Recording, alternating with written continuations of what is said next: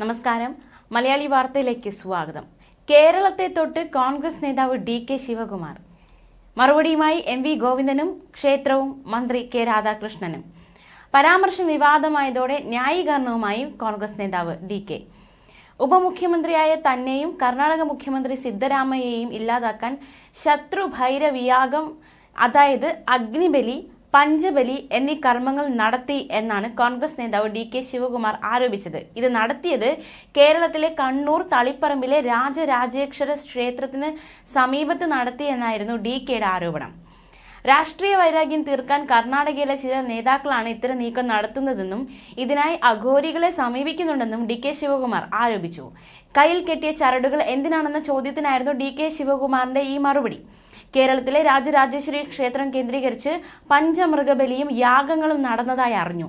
ബലിയിൽ ഉൾപ്പെട്ട ആളുകൾ തന്നെയാണ് ഈ വിവരങ്ങൾ എഴുതി അറിയിച്ചത്.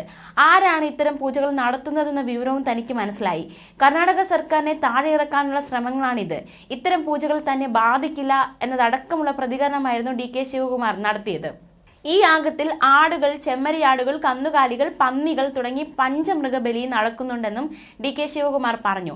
ഇതൊക്കെ ഓരോരുത്തരുടെ വിശ്വാസത്തിന്റെ ഭാഗമാണെന്നും തനിക്കെതിരെയുള്ള അവരുടെ പരീക്ഷണങ്ങൾ തുടരട്ടെയെന്നും ഞാൻ വിശ്വസിക്കുന്ന എന്റെ ശക്തി എന്നെ രക്ഷിക്കുമെന്നും ഇതൊക്കെ ചെയ്തത് ആരാണെന്ന് തനിക്ക് അറിയാമെന്നും എന്നാൽ അത് വെളിപ്പെടുത്താൻ താൻ ആഗ്രഹിക്കുന്നില്ല എന്നും ഇത് ആരായിരിക്കും ചെയ്തിരിക്കുക എന്ന് നിങ്ങൾക്കും അറിയാവുന്ന കാര്യമാണല്ലോ എന്നതടക്കമുള്ള പ്രതികരണവും ഡി.കെ. ശിവകുമാർ നടത്തി.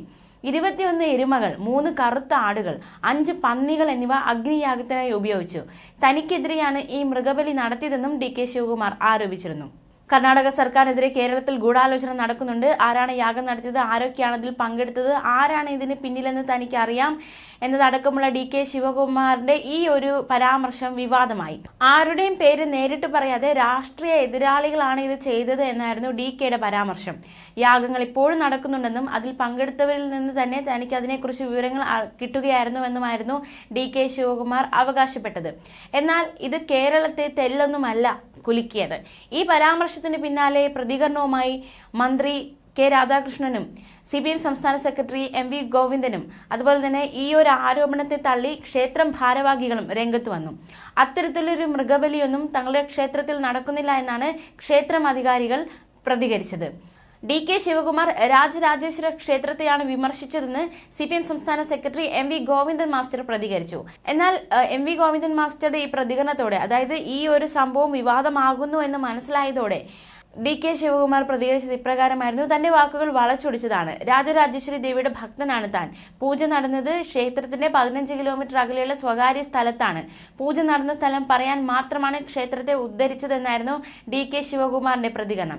ഡി.കെ. ശിവകുമാറിന് ഭ്രാന്താണെന്നും കേരളത്തിലെ സാംസ്കാരിക ജീവിതത്തെ പരിഹസിക്കുന്ന പ്രസ്താവനയാണ് നടത്തിയതെന്നും രാജരാജേശ്വര ക്ഷേത്രം ശിവകുമാർ പറഞ്ഞതുപോലെ അത്തരം മന്ത്രവാദ പൂജകൾ നടക്കുന്ന ഇടമല്ല എന്നുമായിരുന്നു CPM സംസ്ഥാന സെക്രട്ടറിയുടെ പ്രതികരണം. ഇന്ത്യ മുന്നണിയിലെ ഘടകകക്ഷിയായ CPMന്റെ നേതാവ് തന്നെ തനിക്കെതിരെ തിരിഞ്ഞതോടെ ഡി.കെ. ശിവകുമാർ തിരുത്തൽ നടത്തുകയായിരുന്നു. ന്യൂസ് ഡെസ്ക്, മലയാളി വാർത്ത.